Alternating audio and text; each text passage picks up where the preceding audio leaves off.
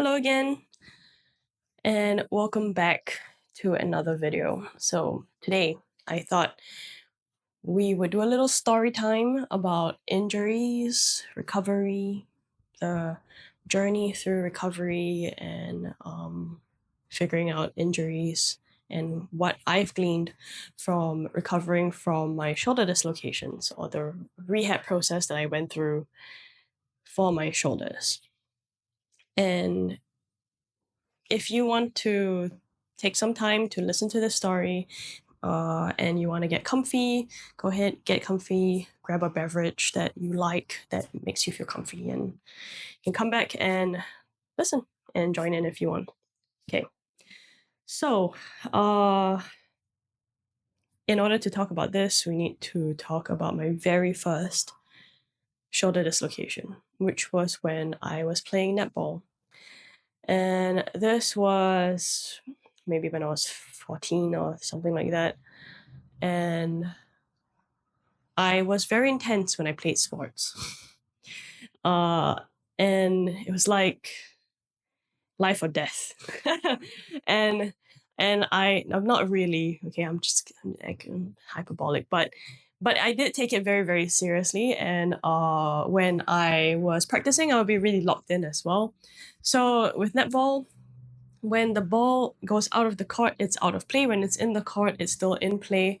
When it's out of the court and touches the floor, and if you're out of the court as well with the ball, then it's out of play.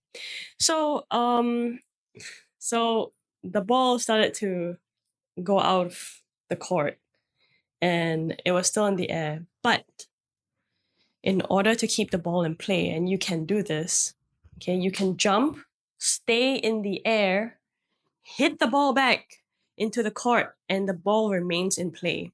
And I thought I was doing a big brain move by doing this. Okay, I leap out of court, and then I go whoosh, and then the ball goes zoom into the court. I don't even know who gets it, whether it's the other team. It's all practice anyway. We're all one team, but the other team or my team. But while doing that and hitting the ball really hard back into the court, my shoulder decides to go bloop. and I just remembered a lot of pain. And I was like, I could not think of anything else other than the pain that I was feeling.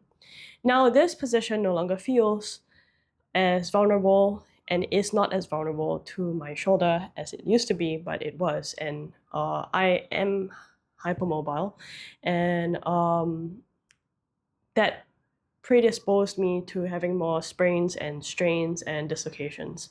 So, but it's a lot different now. But we'll get to that later. But now, as in now, 14-year-old me was not as strong as I am now, and I didn't have the tools to kind of make my body strong enough to be able to handle more situations or have the capacity for different situations while playing sports.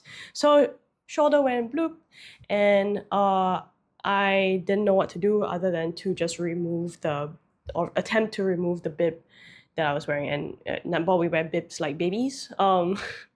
And to just show what kind of position you're playing. So I started removing it with one arm, and then I think the other arm just came along for the ride. And while removing it, my shoulder went, and I guess it went back into the socket. So which was very painful also, but felt better than whatever I was feeling previously. So I can't remember what happened after that. I think it was probably sore for quite a bit. But clearly I continued training. So that was my first shoulder dislocation. And since then, playing badminton, or well, for the period of time before I got stronger, playing badminton would, like, if I did like a kind of movement, there would be like small little dislocations called subluxations. So it's just like blow, and then the joint goes out and in. And yeah, that would happen, and it would be sore for like a day or two. So then from then that just progressively got worse. And then I decided to get a second shoulder dislocation on the other shoulder. So this one was already like dislocating randomly here and there, even in my sleep. And then I decided this one could join in the party. So I decided that, what would be great to do more intense sports. Let's do Muay Thai. And obviously, I got a lot of injuries from Muay Thai because, well, it's a contact sport, combat sport, and it's kind of inevitable, you know. So, um, especially if trying to, like, if you're sparring and you're competing and things like that, or you're attempting to compete, things just happen.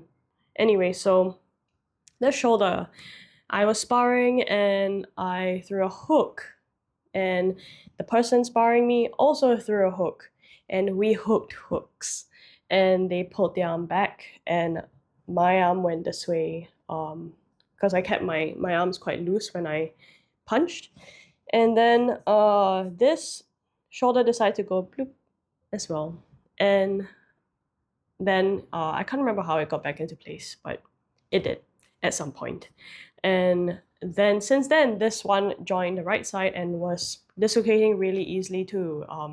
And after a while, I took a break. I took a complete break from martial arts because I had another injury on my knee, which we don't have to talk about today. We can talk about it in another story time.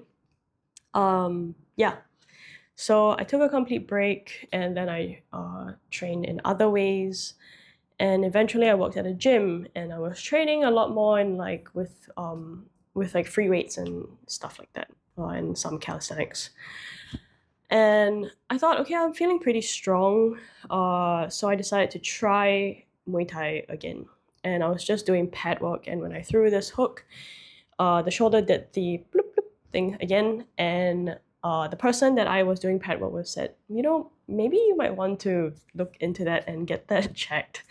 And the gym that I was working for, the program director was nice enough to give me a path forward, kind of a rehab process that I might be able to do. And at this point, it was 2013, 2014. There was a lot more information out there on rehabbing injuries, on mobility, and strength and conditioning.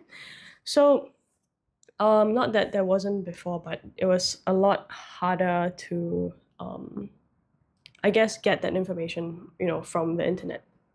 That's more reliable. So here I was deciding that, I would take this seriously. I'm going to rehab my shoulders. And I did. And it went really well. I got a lot stronger. And then I managed to do things like indoor skydiving. Yeah, and came out of it injury free. Yeah. So anyway, I'm gonna maybe that's another story for another day, the indoor skydiving.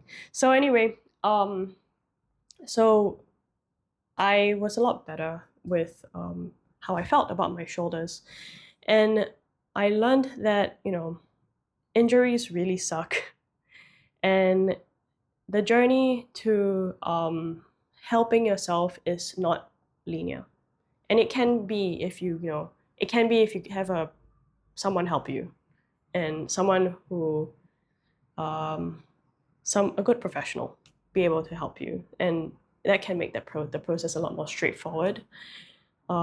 Not linear probably, but as close to it as possible.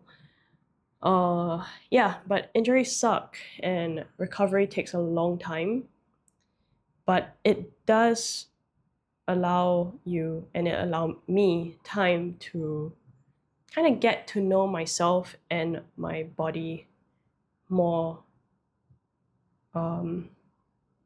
more accurately, more intimately, more with more care. So being able to understand when it's okay to push and when it's not okay to push, learning what my body seems to need or crave in terms of movement, and stimulation in terms of like, oh, okay, this feels actually kind of empty or weak. So let's do some movements that will help build that part of my body map or build strength in that area.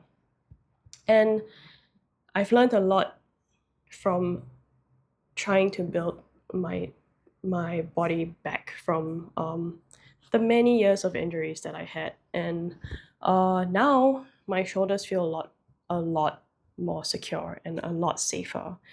Obviously, the initial rehab process that I did was great, but I have since expanded on that and also added a lot more things that I can do. Obviously, progress the capacity of my shoulders in different positions. And yeah, it feels like now this feels not scary. Whereas in the past, going fast like this was, especially with weight, was scary. And there would probably be some level of protective response in there. So yeah, injuries suck very bad.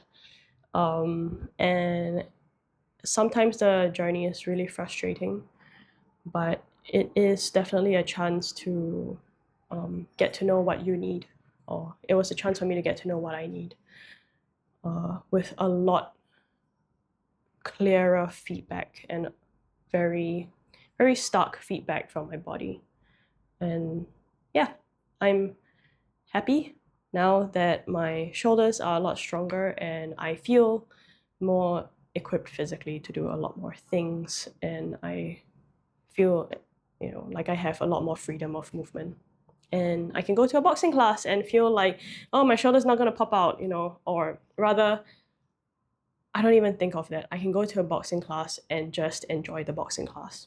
So yeah, that's all I wanted to talk about today. If you enjoyed this story and you liked it, I would appreciate it if you liked the video. And I'll catch you in the next one. Bye bye. Enjoy your tea or drink, whatever you chose to have. Thank you. Bye.